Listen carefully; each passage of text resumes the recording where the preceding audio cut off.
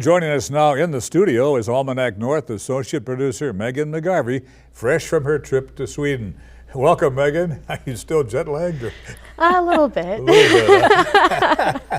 Talk to us about this sister city relationship with Vaxjo. Just how active is it? Oh, it's very active. This was actually our first trip since the pandemic. They had to freeze it for the past 2 years, but we've had Vaxjo as a sister city since I believe 1987, and so they've been a sister city for quite a long time. Mm-hmm.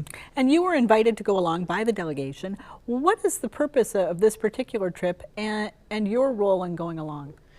The purpose for this particular trip was to kind of focus on sustainability here. Mm-hmm. In 2018, Vaxjo was called the greenest city in Europe, and so we wanted to really investigate like what were their practices, what can we take home back from that trip for sure to bring to Duluth. Mm-hmm. So what did you bring back home? Well, me personally, I brought back a couple tours and a lot of footage back from our tours at the sewage water treatment plant, along with getting to see just the recreation of how they were able to really bring back some of the polluted lakes that surrounded the city. Mm-hmm. Were there any kind of aha moments for you or things that really struck you as unique or different that they're doing? Oh my goodness, the big aha moment was that they use biofuel in their buses, in their city buses. So they have these paper bags that they have all of their citizens use, and you put your trash in those bags, and those that trash is then composted and then made into biofuel for the buses to run. So it's literally waste immediately brought back into the back into circulation, and they're not using fossil fuels. Mm-hmm. So when will Duluth be hosting the counterparts from Sweden? In 2024, actually. They do sister city exchanges every 2 years. Mm-hmm. For people who haven't been to Vaxjo, what were your impressions? What was it like? Oh my goodness, it felt very similar to Duluth actually. Mm-hmm. It's very walkable. They had a lake walk right there that I was able to rent a bike and ride around, and it was one of those things where it felt very much like Minnesota, very much like Duluth. The people were also incredibly kind, and anytime they would talk to me in Swedish, they were very nice. When I was like, oh, Engliska, and then they would switch to English, which was very kind of them too. So. Do you think, is Sweden ahead of us when it comes to green energy?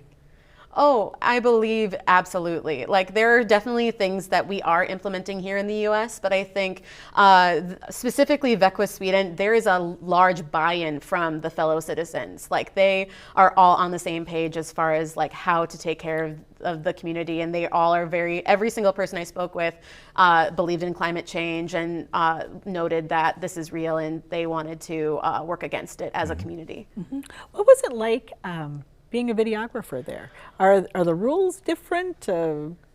Anything that you had to learn along the way? Oh my goodness, it was definitely different, but in a very positive way. In Sweden, they have a Right to Knowledge Act where journalists have actually a lot of freedom. So anytime I actually approached someone that I interviewed for a segment, I would give them a release form, because in the U.S. that's kind of like what you do to make sure they have an appearance release and we have permission. But every single time I would ask them to sign it, they were like, what is this? And they didn't think that it was fully necessary, because they trusted, as they trust in their journalists over there, like, we are fine with you documenting this. So that was super unique. Megan, what was expected of you as a delegate to Sweden? What was expected was mainly to watch and listen, and to really take in the experience and learn something. The reason why sister city relationships happen is to learn from the other community and to gain empathy and understanding. And the whole reason Eisenhower built it was to promote peace and to promote understanding across oceans.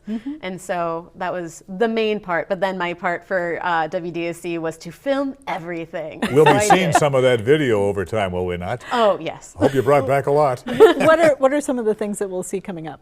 You will see, like I mentioned before, the sewage water treatment plant. We were given a very in-depth inside look there. You will also see on some of our other channels, I was able to interview some individuals from the Sami nation over there, and so I got to learn a lot about those indigenous peoples. And with that, we have to wrap it up. Megan McGarvey, who just came back from Sweden, associate producer here for Almanac North. Thanks, Megan. Thank you so much.